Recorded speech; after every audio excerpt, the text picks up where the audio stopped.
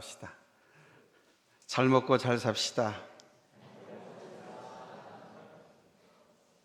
반대쪽 사람하고도 한번 합시다. 잘 먹고 잘 삽시다. 5월은 가정의 달이라고 하죠. 특별히 이번 주간엔 어린이 주일과 또 어버이날도 포함되어 있는데, 우리 교회는 어린이 주일과 어버이 주일을 따로 지키지 아니하고 온 세대 통합 예배를 드린다고 해서 말씀을 어떻게 준비해야 될까 고민하며 기도하던 중에 오늘 본문을 선택을 했습니다. 오늘 본문은 우리 예수님께서 우리의 죄를 대신 짊어지시고 우리가 당해야 할 고통과 죽음을 다 맛보시면서 십자가에 달려 돌아가신 거룩한 희생과 사랑을 보여주신 그 대목이거든요.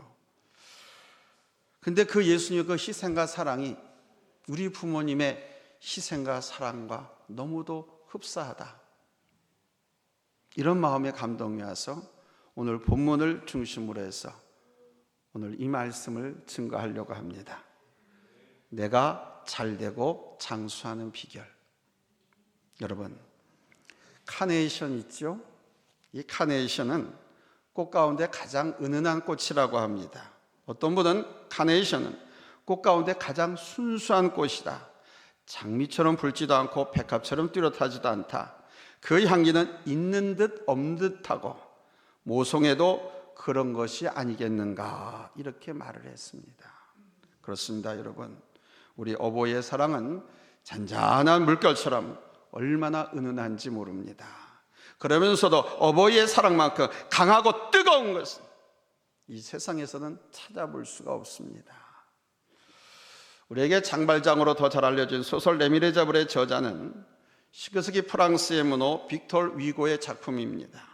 빅톨 위고, 그는 붓 한 자루 가지고 세계에 가장 큰 영향을 끼쳤던 문학가 중에 한 사람이었고요, 그는 시인이고 소설가요 정치가였습니다.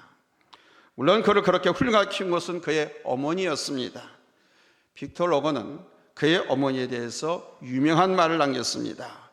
여러분도 잘 알고 있는 말입니다. Women are weak, but mothers are strong. 여자는 약하다, 그러나 어머니는 강하다. 우리 어머니는 연약하십니다. 그분의 미소는 은은하고 연약합니다. 그러나 자식에 대해서는 이 어머니의 사랑만큼 강한 것이 없습니다. 비렐름 리에바르라고 하는 시인은 이 세상의 만물을 좌우할 수 있는 어떤 학문과 지식도 감히 어머니의 눈길 한 번과 비교할 수 없다, 이런 말을 했습니다. 어머니의 눈길, 자식을 향한 어머니의 눈길 속에는 정말 형용할 수 없고 이 세상에 어느 것도 이겨낼 수 없는 사랑의 힘이 깃들어 있습니다. 노벨 문학상을 받은 프랑스의 알버트 까미가 어머니에 대해서 희상기를 썼습니다. 이 까미의 아버지는 까미가 태어난 지 1개월 만에 세상을 떠났습니다. 설상가상으로 그 아버지가 돌아가실 때쯤 그의 어머니는 양쪽 귀를 완전히 먹어버렸습니다. 청각 장애인이 됐습니다. 어머니는 교육 없는 노동자였으며 아들과의 대화도 불가능했습니다.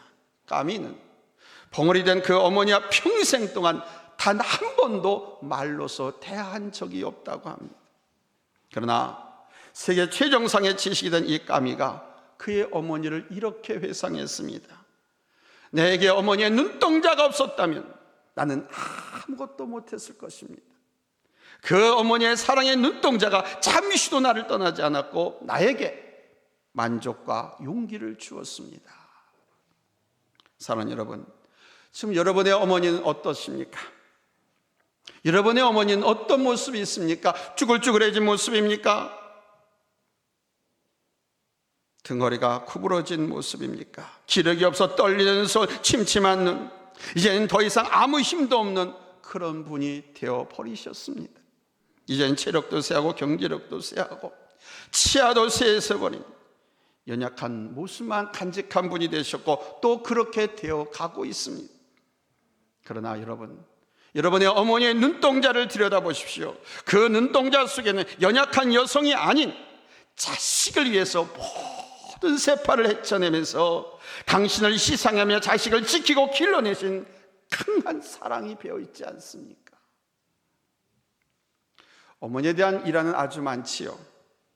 달리던 열차에 뛰어들어서 아이를 살리고 대신 죽은 어머니, 산을 오르다 굴러내려오는 바위를 향해서 뛰어가서 딸을 밀쳐내고 대신 깔려서 죽은 어머니, 차가 충돌하는 순간 아기를 끌어안고 자신의 몸을 방패막이로 해서 어린 생명을 살린 위대한 어머니의 희생, 굶주려 죽어가는 아이를 살리기 위해서 자신의 젖꼭지를 면도칼로 잘라내서 그 피를 먹여서 자식을 살린 어머니, 연약한 여인에게서 그런 위대한 힘이 솟구치는 까닭은 바로 자식을 향한 사랑 때문이 아니겠습니까? 여러분, 우리 어머니가 그런 분이셨다고 하는 것을 잊지 마시기 바랍니다. 우리 어머니가 약하다고요?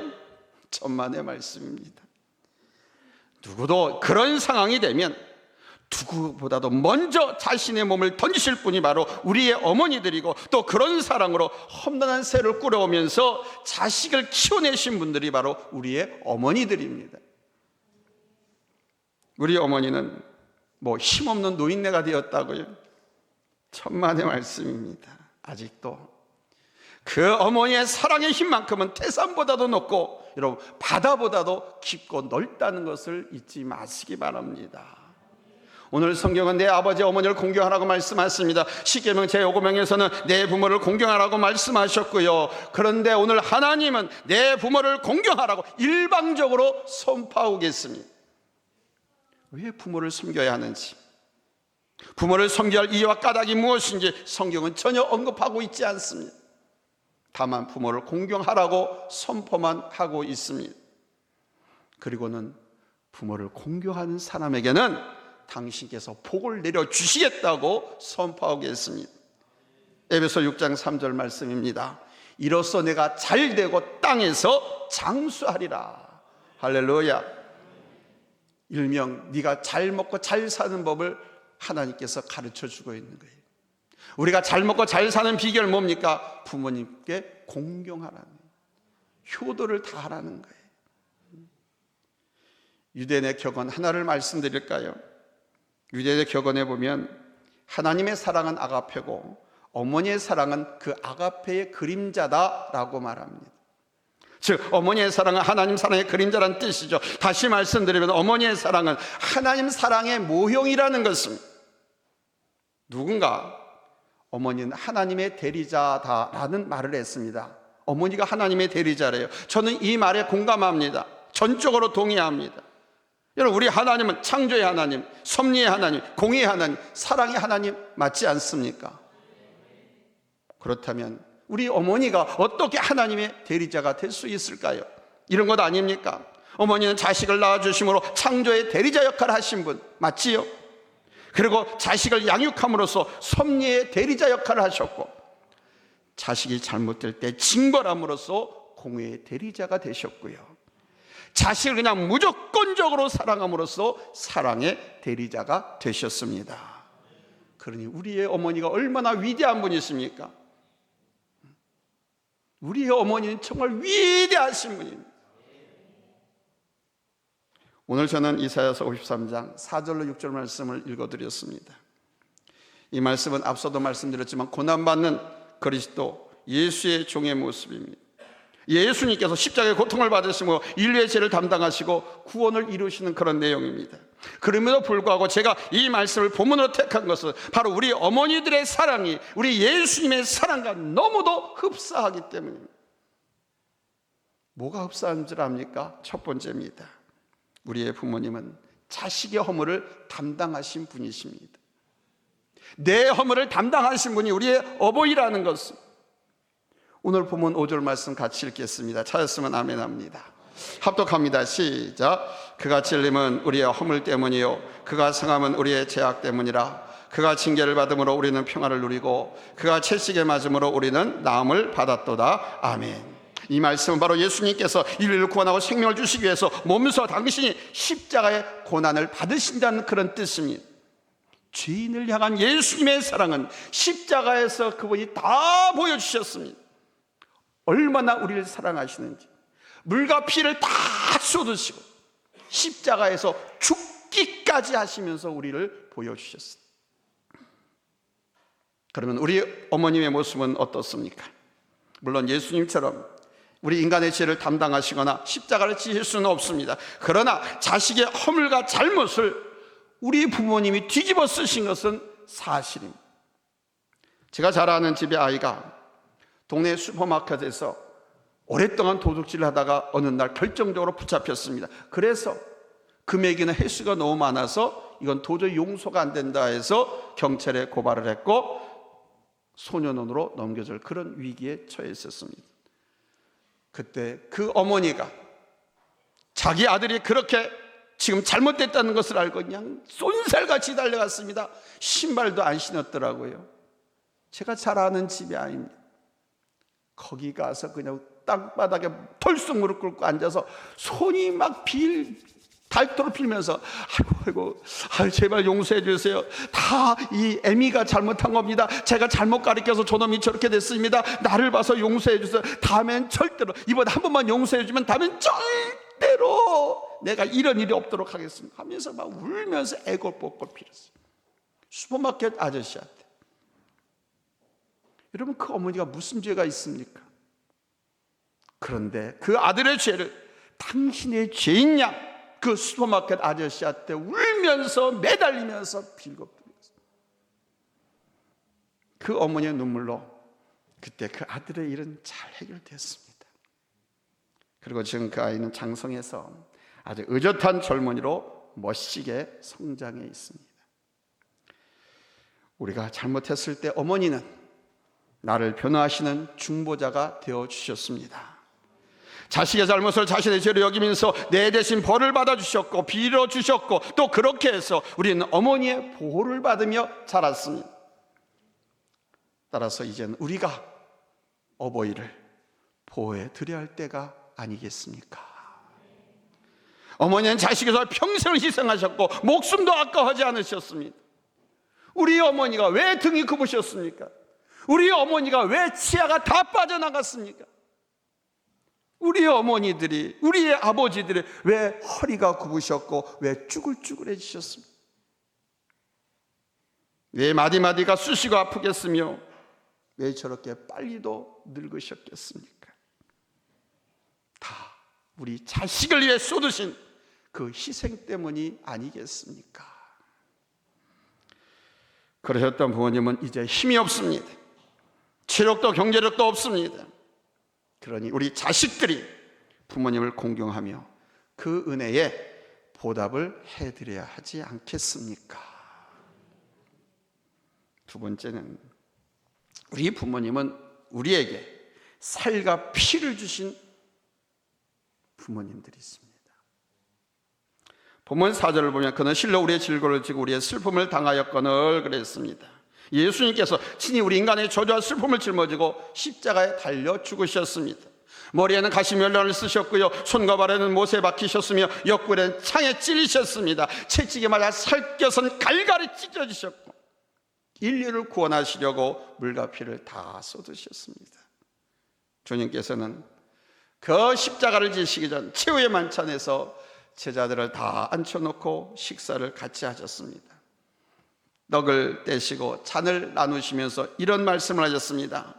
내 살을 먹고 내 피를 마신 자는 영생을 가졌고 마지막 날에 내가 그를 다시 살리리니 내 살은 참된 양식이요 내 피는 참된 음료로라. 받아 먹으라. 너희가 다 이것을 마셔라.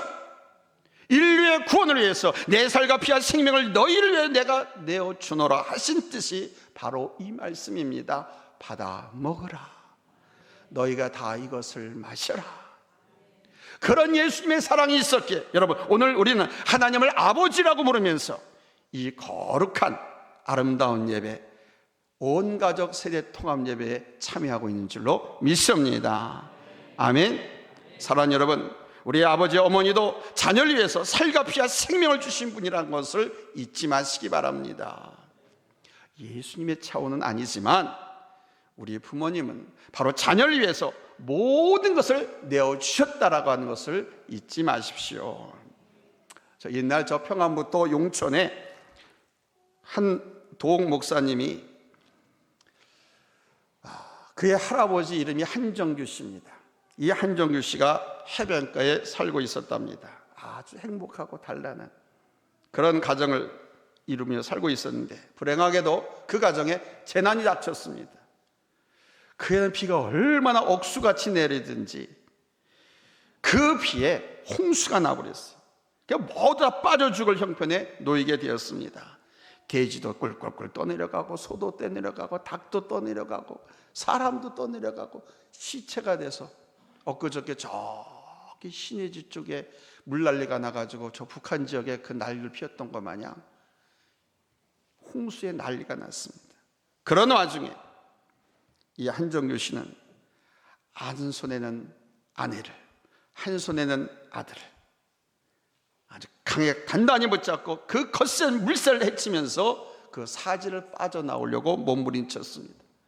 그냥 잔잔한 시댁 가면은요, 이 남자가 아내나 아들 이렇게 2명 정도 데리고 나오는 건 어렵지 않아요. 근데 홍수에, 폭우에 돼지도 떠내려가고 막 집도 떠내려가고 하는 판에 얼마나 힘들었겠습니까? 안간힘을 쓰는데도 한 발짝도 못 뛰어 나가는 거예요. 나가려고 힘들어가지고, 여보 어떡해? 나 힘이 없어. 여보 어떻게 하면 좋소? 내가 당신을 구하리까? 이 아이를 구하리까? 옆에 있는 아내한테 물었어요. 물소리에 잘 안 들리니까 온 힘을 다해서, 여보 어떻게 하면 좋아? 내가 누구를 구해야 돼? 둘은 다 못 구하겠어. 그랬더니 그 아내가 이렇게 말했다고 합니다. 무슨 소리예요, 여보? 정신 나갔어. 나를 버리고 당연히 아들을 구해야지.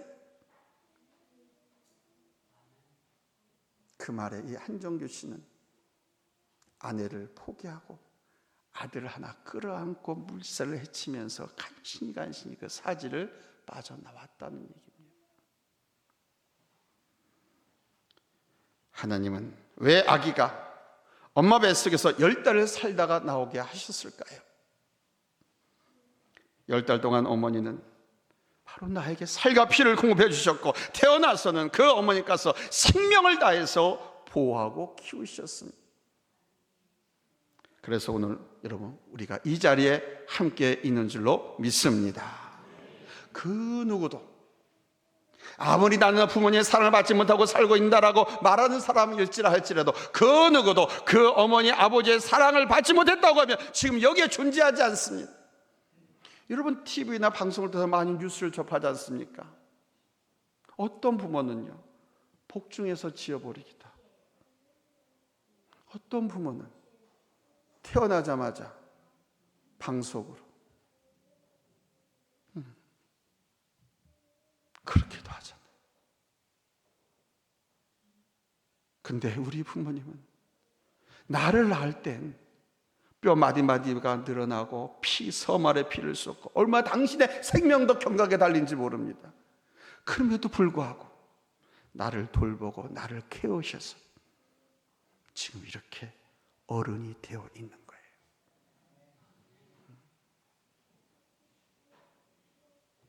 어머니는 아이가 잠을 이루지 못할 때는 밤새도록 들쳐업고 방과 거실을 서성거리고, 정 피곤하실 때는 그 아이를 들쳐업은 상태로 쪼그려서 주무신 날들이 아마 하루 이틀이 아니죠. 시장에서 장사한 어머니는 하루 종일 그 아이를 등에 업고 일했습니다. 등에는 아이를 들쳐업고 머리에는 과일 바구니를 이고, 옛날엔 십리길을 걸어서 장터에 나가서 팔기도 하고, 이 마을 저 마을 10리길 20리길 다니면서 그렇게 과일이든 일반 잡화물을 팔기도 하고. 여러분, 그런 어머니의 힘이 어디서 나온 것일까요? 어머니의 힘은 자식이 아니고서는 깨달을 수 없다라고 하는 말이 있습니다. 약하디 약한 어머니에게 그런 힘이 솟아나는 것은 바로 자식을 향한 사랑과 희생이 있었기 때문입니다. 아프리카 속담에 코끼리는 그 긴 코를 짐이라고 생각하지 않는다. 어머니는 제 아이를 짐이라고 생각하지 않는다라고 했습니다. 너무 힘들고 배고파도 그 어머니는 자식을 짐으로 여기지 않습니다. 오직 사랑과 희생으로 자식 하나만을 위한 일념으로 모든 고난을 이겨내셨습니다. 이렇게 해서 한평생을 우리를 키웠건만 늙은 부모는 이제 짐이 된다고요? 가래가 나고 냄새가 나고 눈곱을 켜서 싫다고요? 그래서 부모님 생활비는 안 드리고 그 돈으로 사고 싶은 거 사고 입고 싶은 거 사 입고 먹고 싶은 거 먹고 가고 싶은 곳 여행 다니신다고요? 어떤 사람은 병든 부모를 요양원에다 데려다 놓고 그냥 돈만 묻혀주고 한 번도 찾아오지 않는다고 합니다. 그러면 안 됩니다. 우리 서강 가족은 한 분도 그런 분이 없기를 바랍니다. 신명기 27장 16절에는요, 너의 부모를 경홀히 여기는 자는 저주를 받을 것이라고 했습니다. 버겁다고 짐이 된다고, 냄새 난다고, 더럽다고, 추하다고, 잔소리 한다고 요양원에다가 심판, 현대판 고려장으로 모셔놓고 하나님께 복 받기를 원합니까? 여러분의 가정이, 여러분의 자녀들이 잘 되기를 바랍니까? 어린 밤푸느치도 없는 소리입니다. 하나님께서 말씀하십니다. 그의 부모를 경홀히 여기는 자는 저주를 받을 것이라고. 살과 피와 생명을 다해 양육하신 부모를 없이 여기는 자를 악한 자로 심판하시겠다는 겁니다. 오늘 우리에게 주신 말씀은 아주 짤막합니다. 내 아버지와 어머니를 공경하라. 공경하는 자에게 복을 주겠다. 누가요? 하나님께서. 아멘. 아무리 어렵고 힘들게 살지라도 부모에게 효도를 하는 사람은 결코 망하지 않습니다. 빌어먹고 살게 하나님께 내버려 두지 않습니다. 오히려 남에게 구워주고 나눠주고도 넉넉하도록 하나님께서 복을 주시는 것이지. 효자 효녀가 빌어먹고 사는 거 봤습니까? 여러분 주변에 효자 효부 효녀가 빌어먹고 사는 거 봤냐 이거예요. 하나님은 그런 분이 아니십니다. 말씀하고 있습니다. 오히려 불효하는 자에게는 저주를 선언하고 계시고, 내 부모를 공경하라. 그러면 내가 땅에서 잘되고 장수하겠다. 이런 약속을 하고 있습니다. 여러분, 이 말씀 기쁨으로 맞이하시기를 예수님의 이름으로 축원합니다. 사랑하는 성도 여러분, 말씀 맺겠습니다. 어떤 책에 보니까 창털이라고 하는 분이 한자를 만들 때 어미모자를 만들었어요. 어미모자. 이 어미모자에 점 2개가 있는데 이 점 2개는 우리 어머니의 젖을 상징한다고 합니다. 그러니까 어머니의 젖은 사랑이고 희생이고 양식이라는 거죠. 오늘은 우리에게 살과 피와 생명을 다 바쳐 길러주신 우리 부모님의 은혜를 잊지 맙시다. 아멘. 오늘 여러분의 어머니의 눈동자를 한번 생각해 보세요. 아니, 가까이 계시면 들여다보십시오. 희미하게 시력도 약해지신 부모님이시지만 세상도 감당해낼 수 없는 강한 사랑으로 나를 바라보시고 염려하시고 행복해 하신 그 부모님께 여러분, 우리 감사의 마음을 드립시다. 우리의 모습을 또 우리의 자손들이 보고 똑같이 합니다. 어머니의 사랑은 예수님 사랑의 작은 모형입니다. 어머니의 사랑은 하나님 사랑의 그림자가 맞습니다. 그런데 어머니 아버지 여러분, 공경해야 되지 않겠습니까? 주님 말씀하십니다. 내 부모를 공경하고 내 부모에게 순종하라. 이것이 옳으니라. 이것이 내가 이 땅에서 잘 되고 잘 사는 법이다라는 겁니다. 아멘. 이 잘잘법 잊지 마시고 우리 다시 한번 옆 사람에게 인사합시다. 잘잘법을 잊지 말고 삽시다. 기도합니다.